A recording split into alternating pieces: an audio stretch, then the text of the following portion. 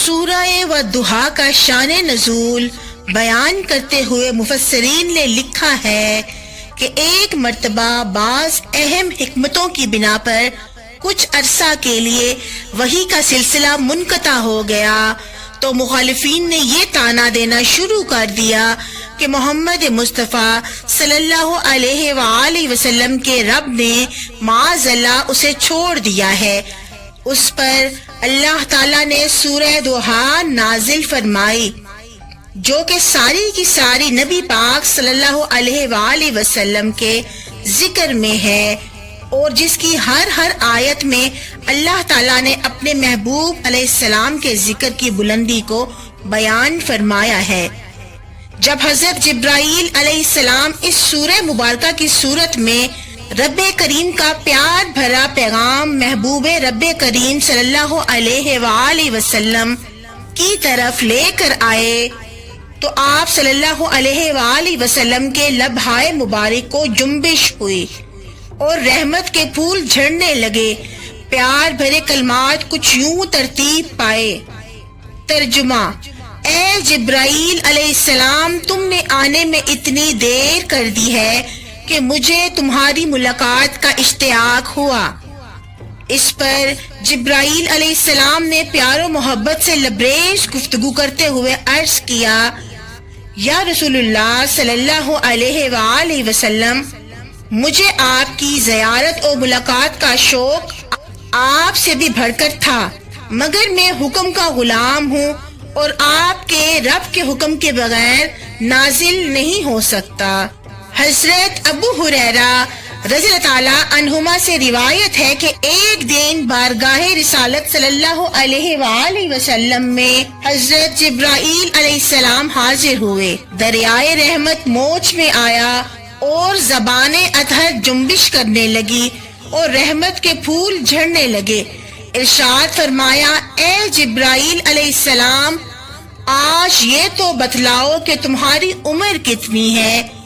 عرض کی، یا رسول اللہ صلی اللہ علیہ وآلہ وسلم، مجھے اپنی عمر کا تو کچھ اندازہ نہیں، اتنا ضرور پتہ ہے کہ چوتھے حجاب عظمت میں ہر 70,000 سال کے بعد ایک ستارہ طلوع ہوتا تھا، جسے میں نے اپنی عمر میں 70,000 مرتبہ دیکھا ہے۔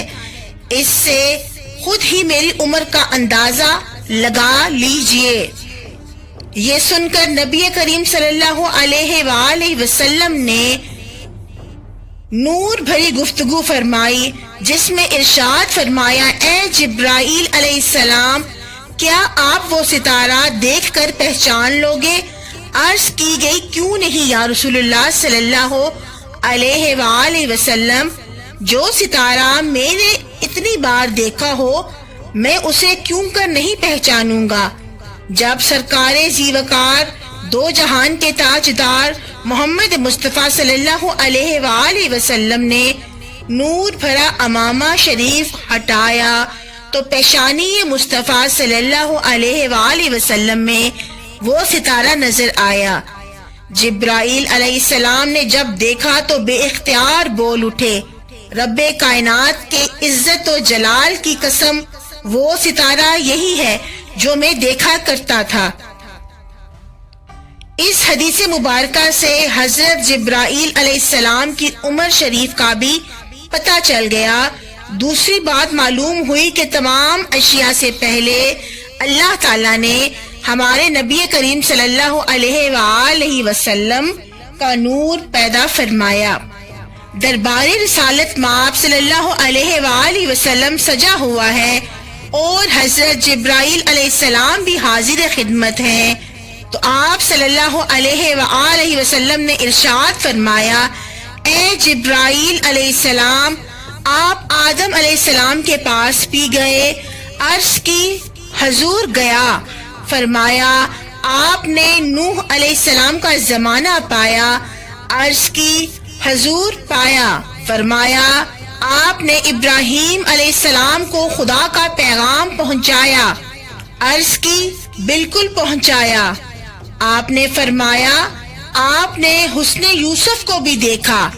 عرض کی ضرور دیکھا، فرمایا آپ نے صبر ایوب کو بھی آزمایا، عرض کی حضور میں نے صابر پایا، فرمایا آپ نے موسیٰ و عیسیٰ علیہ السلام کا زمانہ بھی پایا، عرض کی میں نے پایا، فرمایا جب تو نے تمام انبیاء علیہ السلام کو دیکھا ہے، تمام آسمانوں کی سیر کی ہے، تمام زمین کی سیاحت کی ہے، تو پھر یہ بتاؤ ہم کو کیسے پایا؟ اب حضرت جبرائیل علیہ السلام حضرت محمد مصطفیٰ صلی اللہ علیہ وآلہ وسلم کے متعلق فرماتے ہیں، جبرائیل علیہ السلام نے عرض کی میں نے زمین کے مشارق و مغارب چھان دیے، لیکن آپ صلی اللہ علیہ وآلہ وسلم سے افضل کوئی نہیں پایا اور بنو ہاشم سے افضل کوئی قبیلہ نہیں پایا۔ حضرت سلمان فارسی رضی اللہ تعالیٰ عنہما فرماتے ہیں کہ حضرت جبرائیل علیہ السلام بارگاہ